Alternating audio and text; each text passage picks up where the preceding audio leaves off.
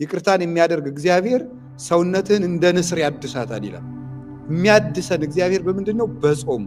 ጾም ስጋንም ነፍስንም የሚያድስ አይምሮንም የሚያድስ ልዩ ስጦታ ነው እግዚአብሔር የሰጠን። በጾም የተጠቀሙ በጣም ብዙ አባቶች አሉ። ብዙ አባቶች ነው ያሉት። ለምሳሌ የተወሰኑትን ልንገራችሁ እና እንግዲህ ጾመ ነቢያት ነው አንዱ። ከዚህ ከተጠቀምንበት አንዱ ጾመ ነቢያት ነው። ጾም ምን ያደርጋል? እስኪ መልሱ። እግዚአብሔርን ያስመስላል በሉ። ስለዚህ የተፈጠርንበትን ዓላማ እየኖርን ነው ማለት ነው። ምን ስናደርግ? አቤት። ምክንያቱም ለመብል ብቻ የተፈጠረ ማን ነው? እንስሳ ብቻ ነው። ላለመብላት ብቻ የተፈጠሩ እነማን ብቻ ናቸው? እኛ ግን ምንድነን? እኛ ሰው መላካዊ ጠባይና ምን ያለን? እንስሳዊ ጠባይ። እንስሳዊ ጠባይ ስላለን ምን ማድረግ አለብን? መላካዊ ጠባይ ስላለን ምን ማድረግ አለብን? መጾም አለብን። እንደዚያ ስንዋረግ ሙሉ ሰው እንሆናለን። ስለዚህ ሰው ለመሆን ነው የምንጾመው ማለት ነው። እንዲሁ ነፍሱን የጽድቁን ተውትና የምትጾሙን ለምንድን ነው ቢባል ሰው ለመሆን ሲበሉ ሰው ለመሆን ነው። መቆም አይችልም ሰው ዝም ብሎ የሚበላ ከሆነ ማለት መቆም አይችልም። ስለዚህ ለጾም ተፈጥረናል እና ጾም የተፈጠርንበት ዓላማ ነው። እግዚአብሔርን ያስመስላል፣ ጸሎተኛ ያደርጋል። እንደገናስ ደግሞ ምን ያደርጋል? የሰውነትን ምንድን ነው? ጾም ትፈውስ ቁስለ ነፍስ፣ የነፍስን ቁስል ትፈውሳለች ይላል ደግሞ ቅዱስ ያሬድ በየካቲት 16 ቃለ እግዚአብሔር። ጾም ትፈውስ ቁስለ ነፍስ ወተጸምም ፍትወታተ ኩሎ ዘሥጋ፣ የሥጋንን ፍላጎት ሁሉ ጸጥ ታደርገዋለች ይላል። የሥጋን ፍላጎት ሁሉ ጸጥ የምታደርገው ጾም ናት። ይሄ የሥጋ ፍላጎት የሚባለው ዝሙት ማለት ነው። እስኪ አንድ ሐሳብ ልንገራችሁ። ውሃ ዝም ብሎ ቁጭ ቢል ምን ይሆናል? ምን ያፈራል? ተሐዋስያንን ያፈራል አይደለም? ብዙ ልዩ ልዩ ትላትሎችን ያፈራል አይደለም ነው?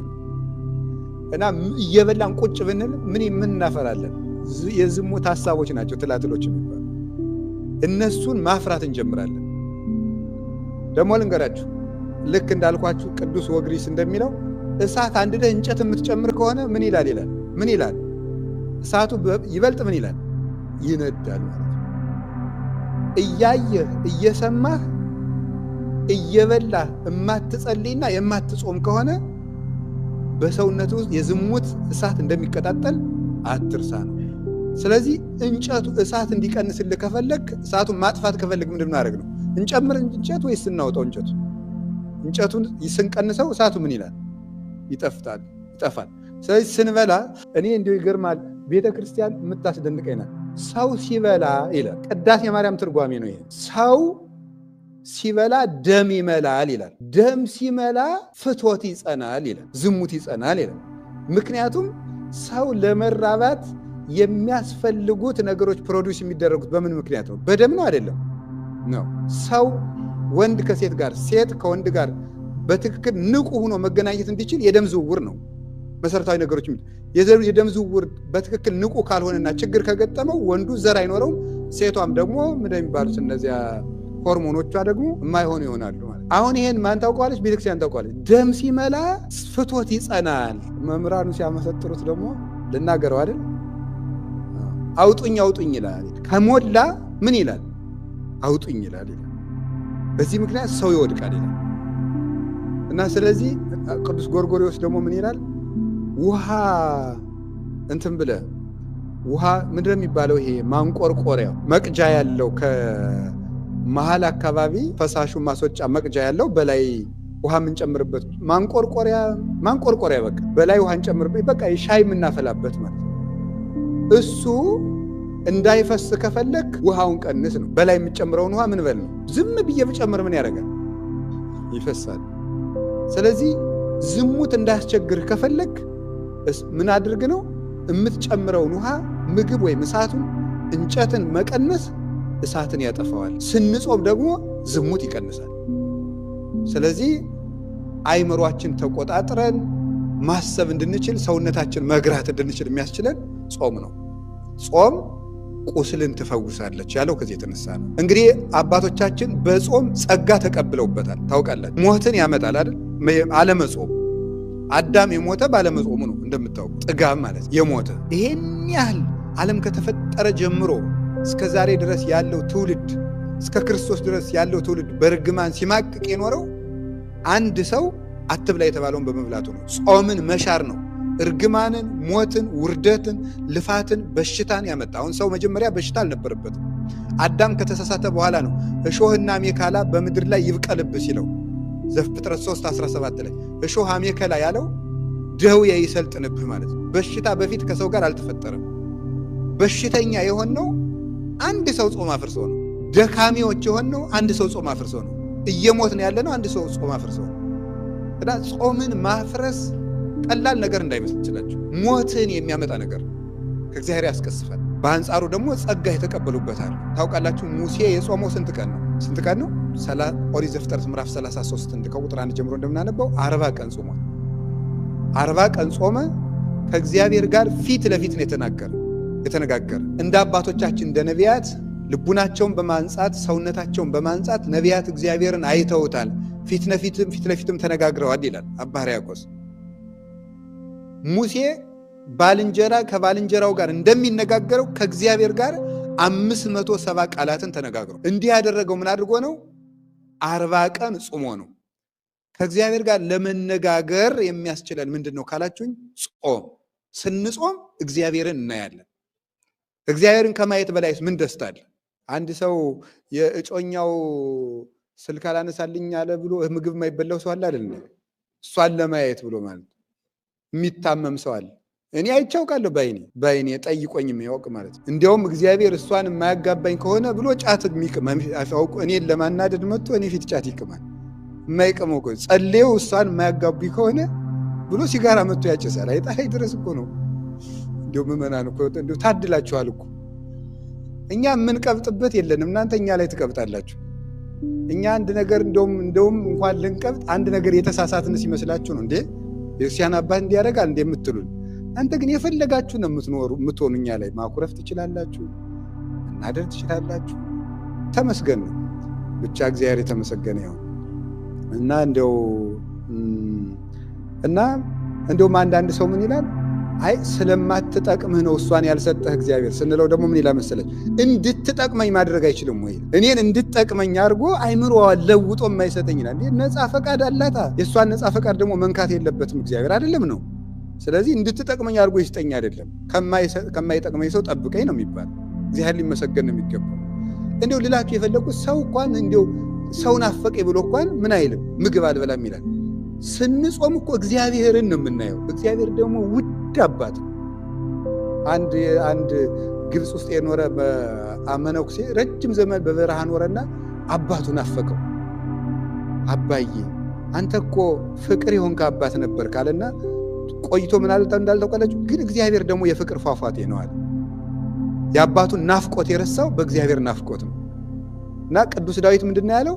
ወእጸግብ በርኅ ስብሐቲከ፣ ፊትህን ሳይ እጠግባለሁ ነው ያለው። የእግዚአብሔር ፊት የነፍስን ናፍቆት ሁሉ የሚያረካ ነው።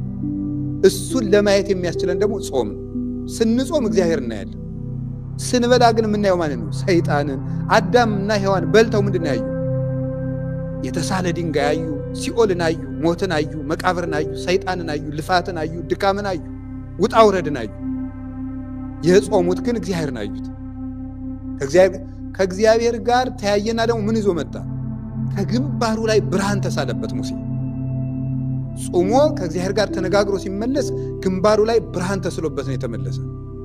ጾሞ የሚመለስ ሰው የእግዚአብሔርን ብርሃን ነው የሚለብሰው። የማይጾም ሰው ደግሞ ጨለማን የሚለብስ። እንዲያውም የሚያስደነግጥ ሆነ። ይገርማቸዋል። ሙሴ ጾሞ ሲመለስ ከመዝ ይቤለክሙ እግዚአብሔር እስራኤል እንደውም አንድ ቀን እንዲህ ያሉ እግዚአብሔር እንዲህ ብሏቸዋል ሲላቸው ሙሴ ለምንድነው ሁልጊዜ እግዚአብሔር እንዲህ ብሏቸዋል የምትለን? ከዚህ በኋላ አንተ አትናገረን እግዚአብሔር ራሱ ይናገረና ነው። እሺ እግዚአብሔርም ይህን ሰማና እዛቸው ውጣ አለው። ሙሴ ከእግዚአብሔር ጋር ተነጋግሮ ሲመለስ ከግንባሩ ላይ የሰናፍጭ ቅንጣት የምታክል ብርሃን ስሎ ሰደደውና ፊቱን ወደ እስራኤል ዙሮ ከመዝ ይቤለክሙ እግዚአብሔር ቢላቸው ተገልበብ ለነ ሙሴ ያሉት። ሙሴ እባክህ ፊትህን ትሸፍንልን እይትናገረን እግዚአብሔር አለ ይትናገረን ሙሴ ከዚህ በኋላ እግዚአብሔር አይናገረን አንተ ተናገረን አሉ። እንኳን የእግዚአብሔር ፊት ያንተ ፊት አስፈርቶናል አሉ። ግርማ ሞገስ የሚሰጥ ማን ነው? ጾም ነው። ግርማ ሞገስ የሚጾም አሁን እኔና እናንተ እንበላለን እንጠጣለን። ግን አሁን እኛ በልተን ጠጥተን ካለን ግርማ በረሃ ውስጥ በ7 ቀን 1 ቀን የሚበላው ቀጫጫ ባይታዊ ቢመጣ ከኔ ይልቅ ግርማ አለው። አጭር እንኳን ቢሆን ግርማ ይኖረዋል። ጾም ግርማ ይሰጣል። የእግዚአብሔርን ግርማ ነው የሚያለብሰን። መፈራት፣ መታፈር፣ መከበር፣ መወደድ ይሰጣል። ግርማ ማለት በቤተ ክርስቲያን ትርጉም 4 ትርጉም ነው። መታፈር፣ መፈራት፣ መወደድ፣ መከበር የሚል ትርጉም ነው ያለው። ስለዚህ እንድንወደድ መወደድ ይሰጠናል፣ መፈራት ይሰጠናል፣ መከበር ይሰጠናል፣ አለመደፈርን ይሰጠናል። ማን? ጾም። ብርሃን እንለብሳለን። ሙሴ እንደገና ደግሞ ብርሃን አለ የሚተሳለ ብቻ አይደለም እንዴት ተጨመረለት? ታቦት ተቀብሎ መጣ። እግዚአብሔር በእጁ የጻፈውን ታቦት ነው የሰጠው። በእጁ የጻፈው የእግዚአብሔር ዕጣቶች መዝሙር 8 ላይ ሰማያትን ግብረ አጻብዕከ ይላል ቅዱስ ዳዊት። ሰማያት የጣትህ ስራዎች ናቸው ይላል። የጣትህ አደረግልን ልንገራችሁ። የጣትህ ስራዎች ማለት ምን ማለት ነው? የጣትህ ስራዎች በደንብ አድርጋችሁ ስሙ።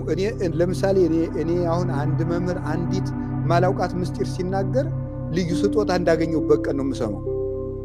እናንተ ግን አይቸግራችሁም። በእርግጥ ጥያቄም እኮ የሚፈጠርበት የሚያውቅ ሰው ካለ የማያውቅ ሰው ጥያቄ የማይፈጠርበትም። እየሰደብኳችሁ ግን አይደለም፣ እሺ እየመከርኳችሁ። ስለዚህ አሁን እኔ ይችን አንድ ሰው ማን አስተማረ ላለው ክብረ ባለ እገሌ እችን በምን ርዕስ እንዴት ብሎ ተረጎመው ብዬ ነው የምጠይቅ።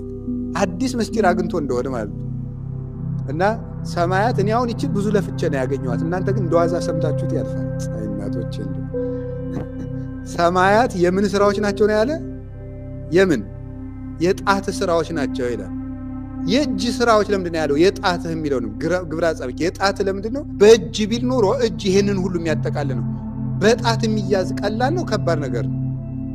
አቤት ሰማይን መፍጠር እንኳን ለእግዚአብሔር ቀላል ነው ማለት ነው ትርጉም። ይሄ እንደዚህ ንችን ነው እንደዚህ የሚያዝ 50 ኪሎ እንደዚህ መያዝ ይቻላል? አይቻልም። ለእግዚአብሔር ሰማይን መፍጠር እንኳን ቀላል ነው ማለት ነው። በእግዚአብሔር ሲታመን ሰማያትን ግብረ አጻብዕከ ብሎ የተናገረው ይሄን። ስለዚህ ምን ልላችሁ ፈልጌ ነው፣ ሰማይን የፈጠሩ እነዚያ ቡሩካት የሆኑ የተባረኩ የእግዚአብሔር እጆች፣ በረከት የሚያድሉ እጆች እሱ የጻፈባቸውን ታቦት ሙሴ ተሸክሞ መጣ። ለሕዝብ በረከት የሚሰጡ ወንዝ ያሻገረ ነው ያ ታቦት። መና ያወረደ ነው፣ ሕዝብ የጠበቀ ነው፣ ርስት ያወረሰ ነው፣ ዳጎንን የቀጠቀጠ ነው፣ ጠላት ድል የነሳ ነው ያ ታቦት። ያንን ታቦት ይዞ የመጣው በምንድን ነው? በጾም ምክንያት። ጾም የዚህ በረከት ምንጭ ነው። ከቃሉ ጋር ናቸው። እግዚአብሔር ከሁላችን ጋር ይሁን። ጾም የተቃጣ መከራን ያርቃል። የተቃጣ መከራን ያርቃል። ችግር ቢመጣባችሁ ራሱ እውነቴን ነው የምነግራችሁ። አሁን ይህን 7ቱን አጽዋማት ብቻ ሳይሆን እንዲሁ በጥርም በሐምሌም በማይጾምበት ጊዜ እንኳን ቢሆን ከሰው ጋር እንኳን ፈተና ቢገጥማችሁ 3 ቀን ብትጾሙ፣ ግን ከንስሐ አባታችሁ ተማክራችሁ 3 ቀን ብትጾሙ እንኳን መፍትሄ ታገኛላችሁ። ይህን 3 ቀን ልጾም ነው ብላችሁ ብትጾሙ ራሱ